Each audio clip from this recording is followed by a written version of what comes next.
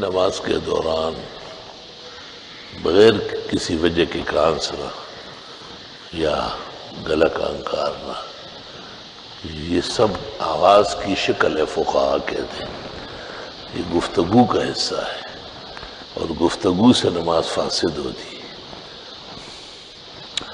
الا یکون عذرا بما لا تصح صلاته الا به، اگر ایسی تکلیف پیش آ رہی کہ نماز ہی نہیں پڑھ سکتا جب تک کہ کھانسے نہیں یا گلا نہ کھنکھا رہے۔ بعض لوگ بالکل سمجھتے ہیں کہ نماز پڑھنا اس لیے ہے کہ گلے کھنکھاریں گے اور ٹخ ٹوخ کریں گے۔ ایک صاحب علم کو میں نے دیکھا تھا کہ وہ نماز جب شروع کر لیتے تھے تو کھانستے تھے، تو میں نے ایک دفعہ ان سے کہا آپ کو یہ کھانسی کب سے ہے؟ میں نے کہا یہ 18-20 سال سے۔ میں نے کہا نماز کتنی دیر میں ہوتی ہے؟ 10 منٹ میں۔ میں نے کہا 3 گھنٹے سے آپ یہاں بیٹھے ایک دفعہ نہیں کھانسے۔ یہ کھانسی نہیں ہے، یہ شیطان کا دخل ہے، بدترین حملہ ہے شیطان کا۔ حدیث میں ہے انہا خلصۃ تخلص بها الشیطان عن صلاتکم، یہ حملہ ہے، شیطان تمہاری نماز سے نور کھینچتا ہے کہ یہ بے معنی رہ جائے، بے ڈھنگ رہ جائے۔ دیکھتے نہیں کہ ہم کس حال میں نماز پڑھاتے ہیں، سانس غائب ہو جاتی ہے، پتہ ہی نہیں چلتا کہ کبھی سانس تھی، اس کے انتظار میں وقت لگتا ہے۔ لیکن کھانسنا اور ٹخ ٹوخ کرنا اور گلے کنکارنا، بعض لوگ یہاں قریب میں کھڑے ہو کے، ان کا مرض عام لوگوں سے زیادہ ہے۔ اللہ کا خوف کرنا چاہیے، نماز کی عظمت، نماز کی مناجات کی شکل، نماز کتنا پرسکون عبادت ہے۔ حدیثوں میں آتا ہے کہ نماز اس شخص کی ہوگی لا یحدث بہا نفسہ، جو دل میں خیالات اور وسوسے بھی نہ لائے۔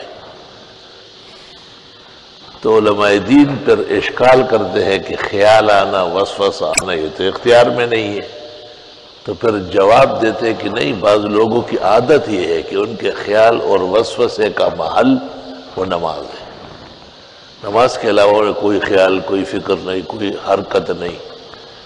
بہت نامناسب بات ہے کہ مومن کی نماز ہی محفوظ نہ ہو۔ مومن کی نماز تو اللہ سے مناجات کا ایک ادا ہے، مومن کی نماز تو تمام عبادات کا مرجع ہے، معدن ہے۔ مومن کی عبادت اور مومن کی روح برابر ہے۔ عبادت ہو تو یہ زندہ ہے، عبادت نہیں ہے تو یہ مرا ہوا ہے۔ روح ہے تو زندہ ہے، نہیں ہے تو مرا ہوا ہے۔ بہت احتیاط سے نماز پڑھے، بہت ہی خیال سے، توجہ سے، اور اپنی عادتوں پر نظر ثانی کر لیں۔ ایک بہت بڑے ادارے میں مجھ سے کہا گیا کہ آپ یہاں نماز پڑھائیں اور طالب علموں کو واعظ کریں۔ بس واعظ کیا تھا اور حاضری کیا تھی، ایک کانسی ہاؤس میں داخل ہو گئے، کانسی اینڈ کمپنی میں قدم رکھا ہم نے۔ میں نے نماز کے بعد گفتگو میں اسی کو بیان کیا کہ بھئی یہ کھانسنا اور یہ گلے کنکھارنا یہ آداب صلاۃ کے خلاف ہے، اور بہت تفصیل کی اس میں۔ محتمم صاحب نے بھی بعد میں مجھے ناشتے کے وقت کہا، اور ایک دو مدرسین نے بھی، اپنے ایک ساتھی نے بھی، یہ تو میں نے کہا نہیں، یہ نہ بیماری ہے نہ کوئی عذر ہے، یہ شیطان کا بدترین حملہ ہے۔ پورے فیصل آباد میں کئی شیطان اتنا نہیں ہوگا جتنا یہاں اس ادارے میں ہے۔ ان کو یہ خیال تھا کہ شاید یہ ایسے ہی جیسے غصے کی باتیں کرتا ہے۔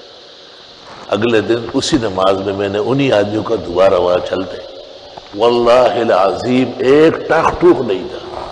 لوگ سمجھ گئے تھے، لوگ مسجد میں ضد کرنے تھوڑے آتے۔ میں نے جنہوں نے مجھے کہا یہ عذر ہے، میں نے کہا آپ کو مبارک ہو، آپ پر ان سے بڑا شیطان سوار ہے۔ میں نے کہا آج تو کوئی نہیں کھانس رہا ہے، وہ مغرب کل بھی تھی، وہ آج بھی، ایک ہی دن میں صحت مند ہو گئے۔ تو یہ اسی تقریر کی برکت، الحمدللہ۔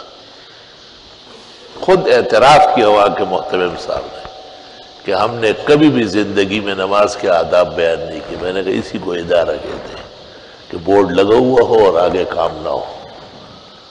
ادارہ اس کو کہتے ہیں کہ بورڈ ہو یا نہ ہو اور کام نبوت کا جاری ہو، کام فقہ کے عین مطابق ہو. امام اعظم ابو حنیفہ ان کے آثار فقہ اور ان کے علامات فقہ اور ان کے اساس فقہ و عین نبوت کا توافق اور اتباع ہے. الحمدللہ رب العالمین. اللہم صلی وسلم